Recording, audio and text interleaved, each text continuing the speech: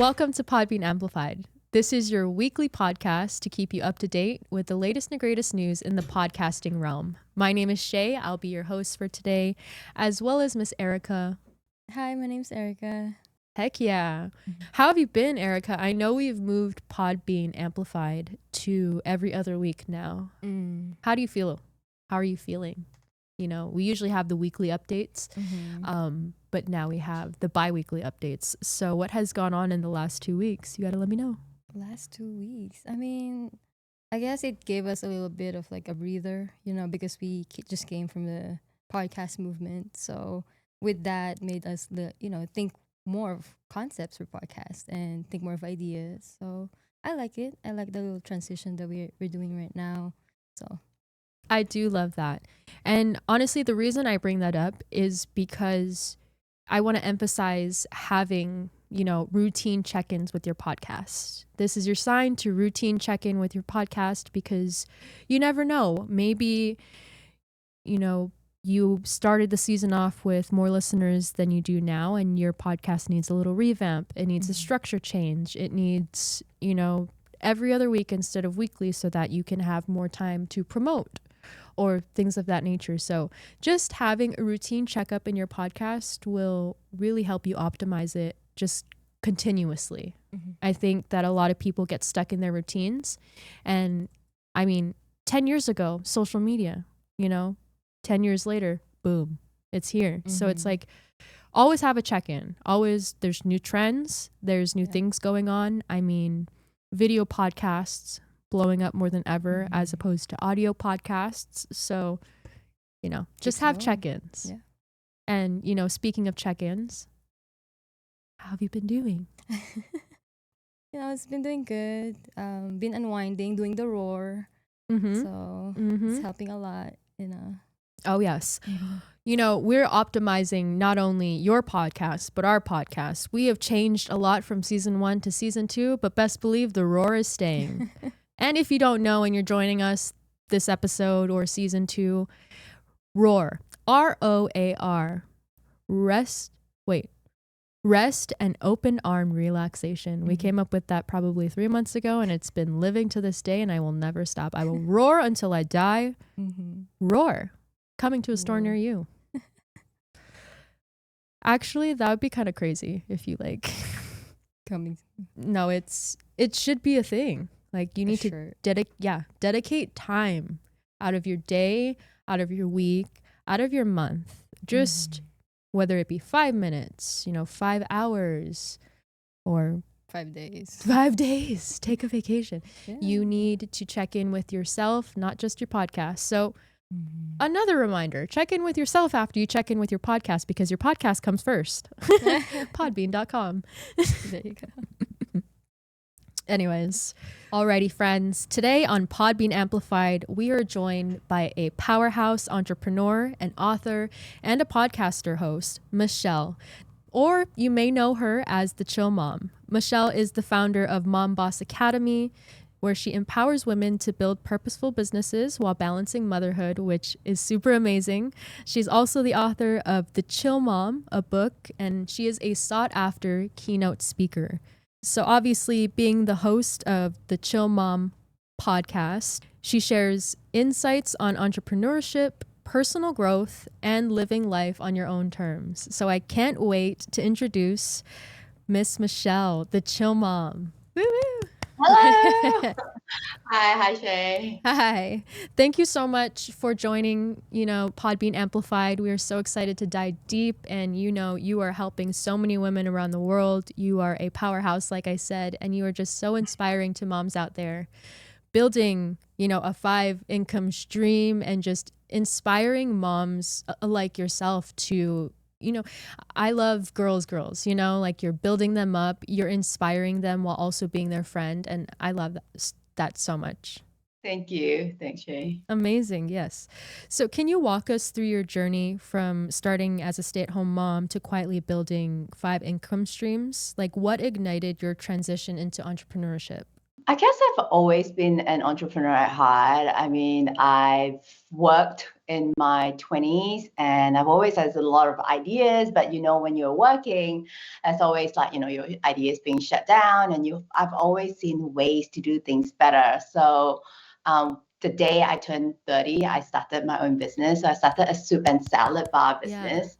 Nice. And that was, doing all right for about 2 years until my first baby came along.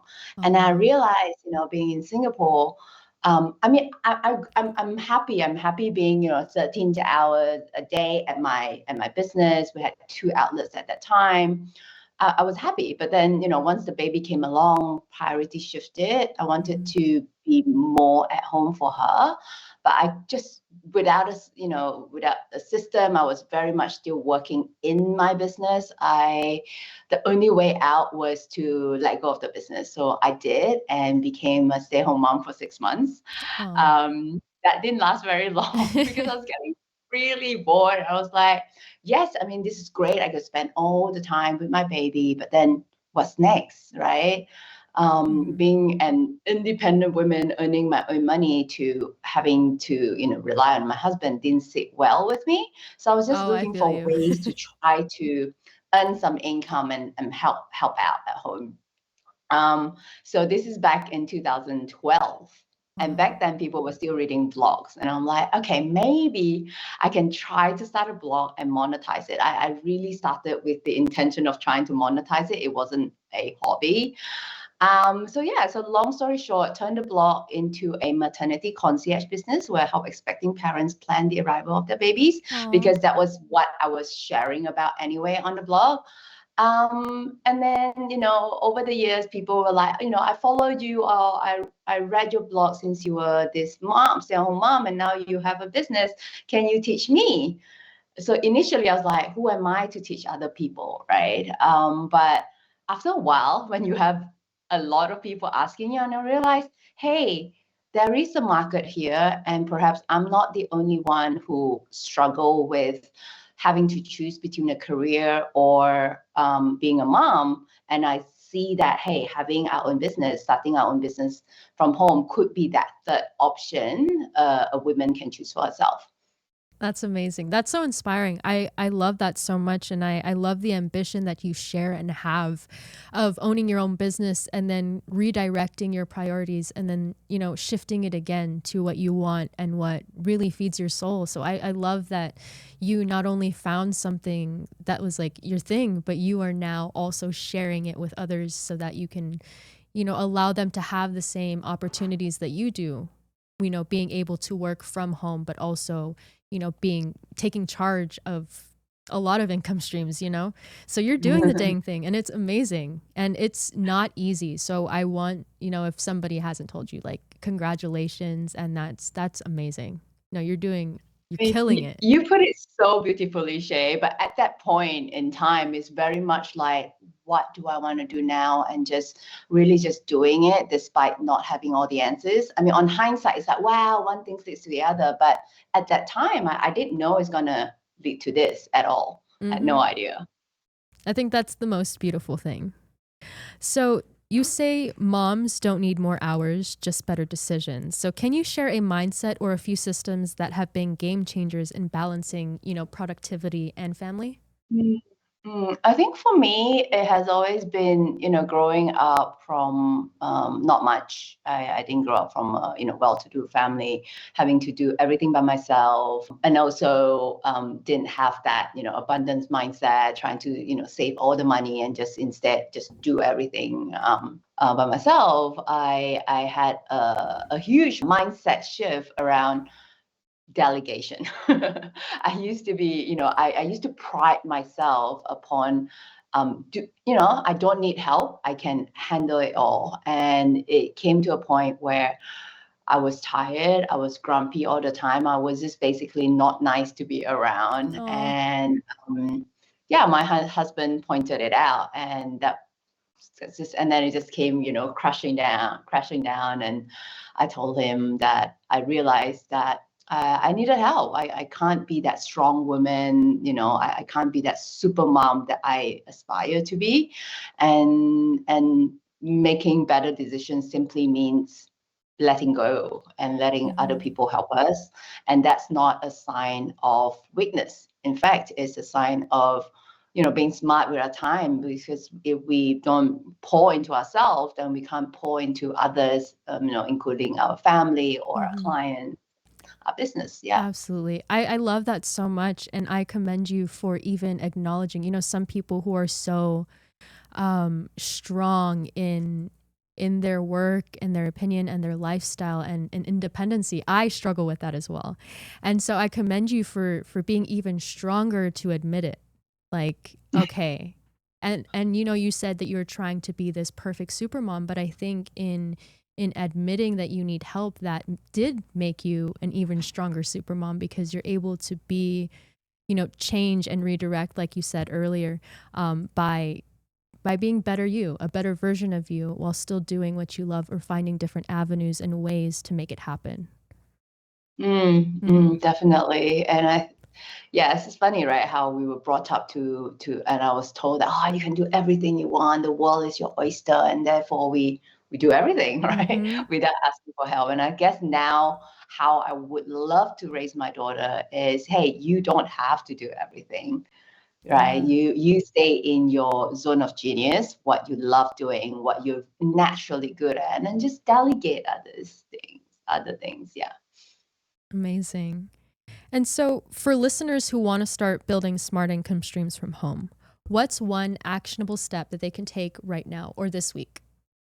I think you just really look around you. It's not about, building all this big business. A lot of people have this misconception that building a business or having another income stream is either, I think a lot of people think that, I get this question a lot. How can I have another income stream? I want a passive income.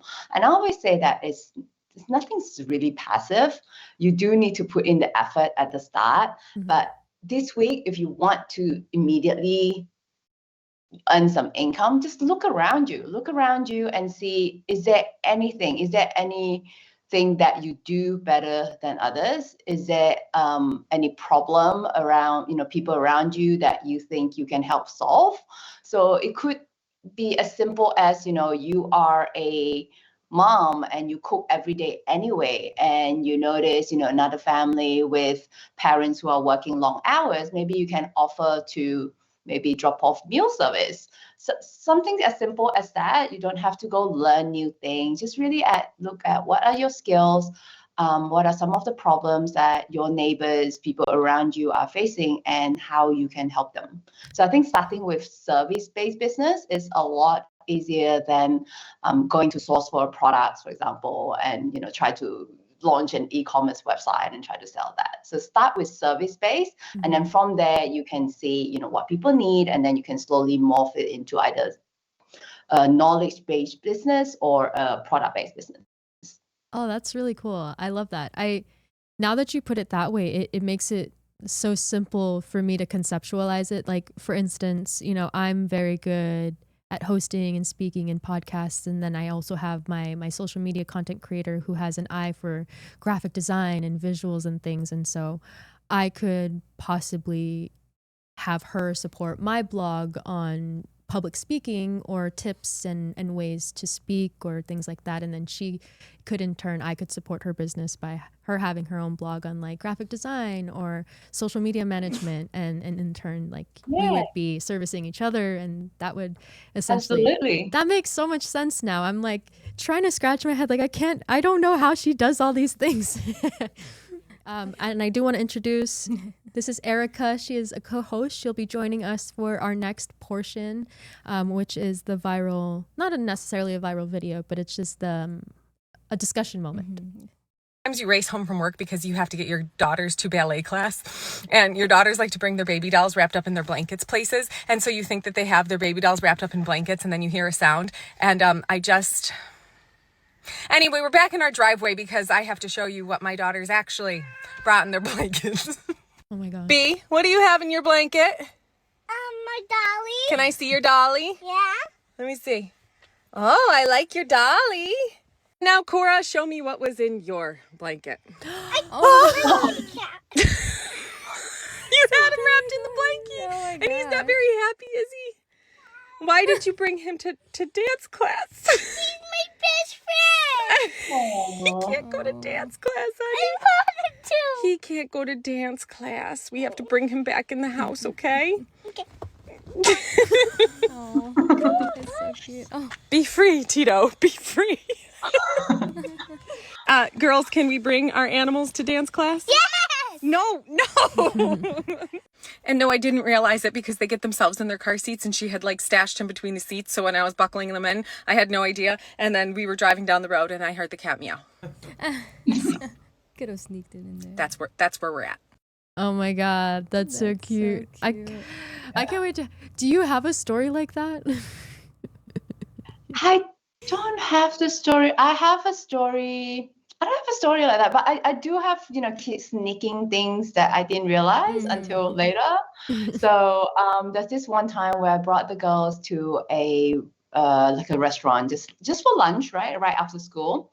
But my youngest son wasn't there, and there were like fries and things like that, and so then after that, obviously after lunch, then we took a ride home. And it wasn't until we got home, I realized my younger daughter has a pile of stuff in her hand. I was like, what's that? So she took away some fries to keep to bring home for her baby, for her baby brother. So I thought that was really sweet. That's so cute. thoughtful. That's so thoughtful. So she's just sneaking it in her hand. Yeah. That is so thoughtful. Oh my God, kids do the dangest things. That cat was massive. Yeah. I did not expect to see that cat. It's like large. How did It's you like not? the same size as her in a way. That's actually kind of concerning how she said that her kids get into the seats themselves and she didn't see the cat. Like, that cat is huge. How did you not see the cat?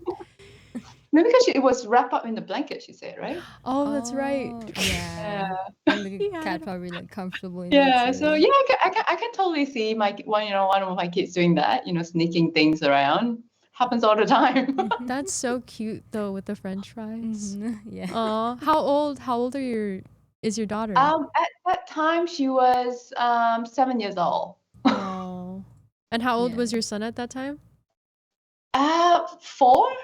Oh my God, that's so yeah, cute. that's She's like So she was taking care of he was him, at home, feeding him. and so I just took the older two right after school. Okay, let's just go grab some lunch. And she was like, oh, he's missing out. So she felt sorry for him, I guess. Oh, that just goes to show how just one track minded they are, because they're like, oh, he's not eating with us, then he must have not ate. Yeah, probably. Like, he didn't come out to eat with us, he must be starving. Like, Yeah. that's so cute. That's so genuine. Oh my gosh. That's so cute. I love it. Well, Michelle, it has been a pleasure. We appreciate your time and honestly your expertise. The chill mom, the mom boss, the momtrepreneur. But we just want to say thank you so much from Podbean. Keep doing what you're doing because you're killing it. And we hope to be a chill mom soon. Thank you. It's been a pleasure. Thank you. And definitely check her out on Instagram at the chill mom. Thank you. Take care. Bye. Bye. Alrighty. So for Podbean success, we obviously want to take everyday users, Podbean users, and their questions on how to podcast better, how to optimize your podcast. And we ask you guys to send us emails.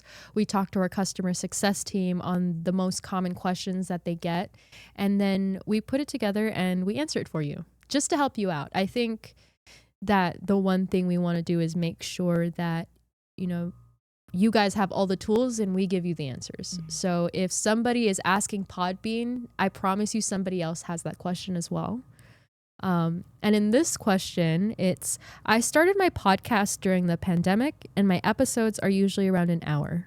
Lately, I've noticed friends telling me they can't finish them in one sitting. I don't want to lose listeners. Should I shorten my episodes, or is there a way Podbean can help me keep people engaged? This is a great question, honestly. And it's a common question, I believe, because, with the big boom of the podcasting and staying at home and all these podcasts. So I feel like it's a really common challenge. The answer really isn't always make it shorter necessarily. I feel like different audiences enjoy different lengths of episodes. So I feel like what matters most is clarity and pacing, and making sure that your episode is, not jam packed, but full of content. I should say. So I would make sure it's full of content. But Podbean can definitely help you optimize your podcast in a couple of different ways. So first, I want you to take a look at your analytics. Podbean shows you listener retention patterns. So you can see where people drop off. You can see where people are most engaged. And if you see that listeners are tuning in around, say, the 15 or the 35-minute mark, that's valuable insight because it's telling you, when they're dropping off, or, when your episode becomes less engaging. So you might want to decide to split your 1 hour episode into 2 different ones because you have a lot of information. They just don't have a lot of time. Second, consider adding timestamps or show notes in your Podbean description. That way, listeners who don't have the time for a full hour can skip to the section that, they're most interested in. And it's not that they don't want to watch or listen to the whole thing. At least they get the part and the content of it still, And finally, Podbean's playlist feature lets you group related episodes together. This makes it easier for new listeners to binge your show in smaller chunks without feeling overwhelmed. So having a playlist is actually a lot helpful because to be able to know if, for example, the podcast that you follow have a course, and then you want to binge listen to it, or something that about their life or behind the scenes. So it helps with how much you want to binge throughout their content. Actually, that would make a lot of sense. So, like, for instance, I'm a golfer, so I'm always going to use that as a reference point. I'm a golfer, huh? I'm kidding. Excuse me. So in my podcast, if I have a golfing podcast, Golfing with Shae, let's just call it that, Golfing with Shae, what she's saying is that I'm going to break it up into playlists. Now I have the guest portion where I talk with professionals or people in the golf world, and I have those interviews. Maybe I'll have another playlist for solos where I'm talking about some of the courses. What if I went to play Pebble Beach, or I played Augusta? And I have this little conversation with the things that I love, the things I don't love. So the people who are traveling or looking for their next golf course could go to that playlist. And then now I have a third playlist where I maybe am talking about my golf game and the ways that I am making it better, the ways that I am, keeping a routine or budgeting, because golf is expensive. And I am not, I'm 27. Okay, let's just be real. I'm not golfing at Pebble Beach every weekend. I may go once every 5 years until I'm well equipped to go every weekend. But for right now, Shae is going to budget, and you may go to the budgeting playlist. And so there are a lot of different ways that, people may listen to only certain episodes because those episodes are for them. You know what I mean? So it not necessarily that your episodes aren't engaging or that you have viewership fall off. It's that maybe some episodes have guests, some episodes talk about these things and other things. So it's playlists. just to organize it. Yeah. And lastly, for the pro tip, we have don't guess.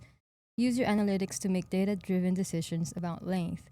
And remember, consistency of format is just as important as consistency of release. And once your listeners know what to expect, they'll build you into their routine. If you guys have any questions, or maybe in these, how many episodes have we had now? About like 20, I would say 24, 25 episodes. If we haven't answered any of the questions that you do have in regards to podcasting, please send us a DM at Podbean. You can find us on TikTok, X, Facebook, Instagram, YouTube. You can also email us. You can contact support at podbean.com. You can check out Podbean Amplified. We have a whole playlist on YouTube of tutorials. We have Podbean Academy, even more tutorials on stat reading, on optimizing your podcast, on why your company needs a branded podcast. There are so many things that you may not think about that we got you covered. So until next time, this has been Podbean Amplified. This has been real. It's been fun. And it has been real fun. Yeah, I really do think so.